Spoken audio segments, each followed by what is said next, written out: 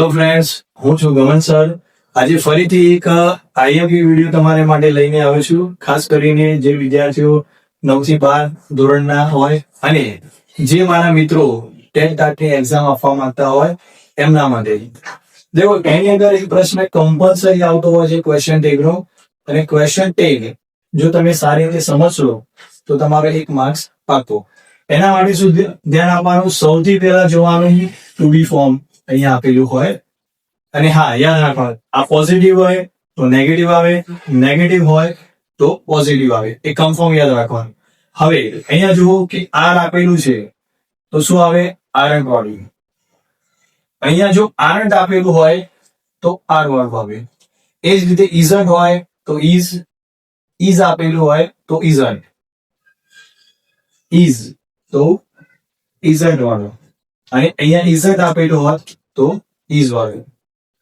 અહીંયા હેવ છે તો હેવન્ટ, હેવન્ટ આપેલું હોય તો હેવ વાળું. અહીંયા કેન છે તો કાન્ટ, અહીંયા જો કાન્ટ આપેલું હોત તો અહીંયા કેન વાળું. જો ઓપ્શન બે જગ્યાએ તમારે જો આરન્ટ લખેલું હોય તો તમારે પછી એનો સબ્જેક્ટ જોવાનો કે ભાઈ અહીંયા જે સબ્જેક્ટ છે એ હોવો જોઈએ.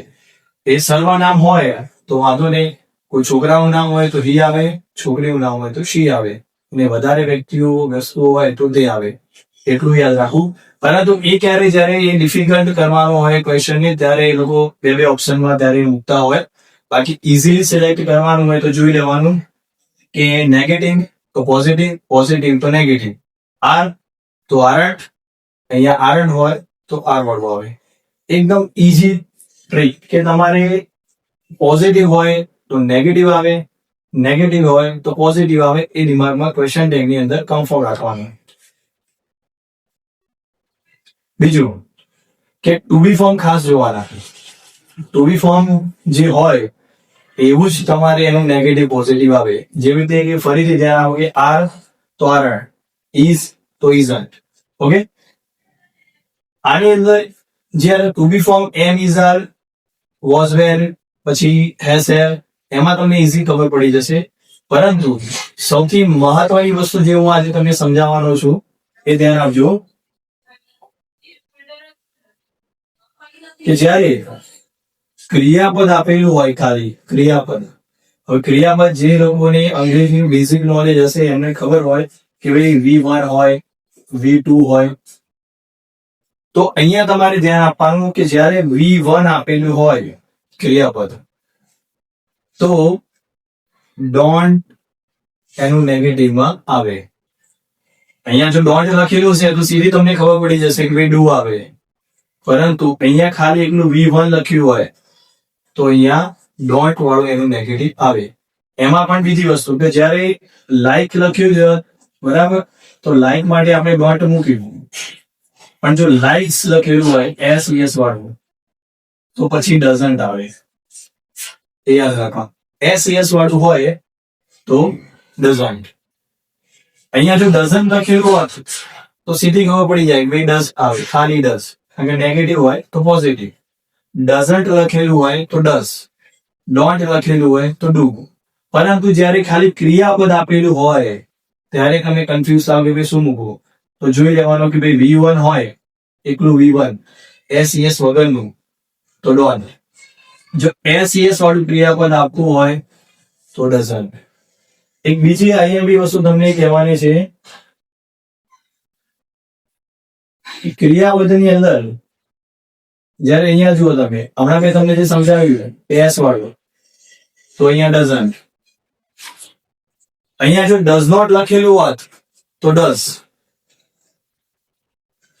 બીજી વસ્તુ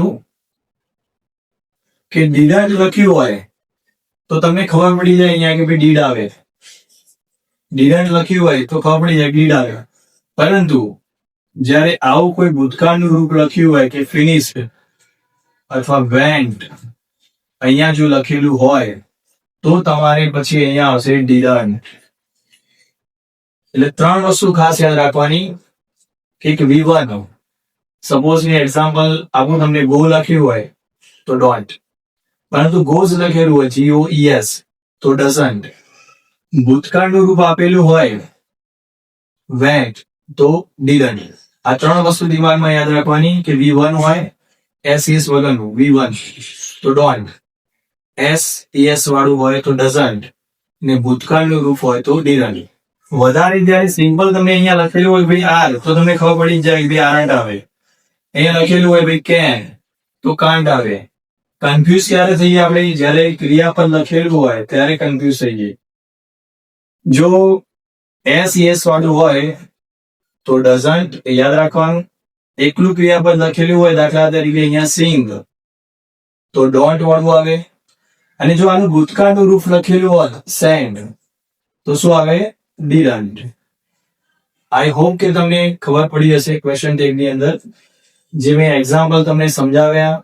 અને શોર્ટની અંદર એટલા માટે સમજાવ્યું કે આવનારી પરીક્ષાની અંદર તમે મારી વિડીયો જો શાંતિથી એક બે વાર જોઈ લેશો તો તમારો 1 માર્ક્સ શ્યોરલી આવશે. Okay, thank you.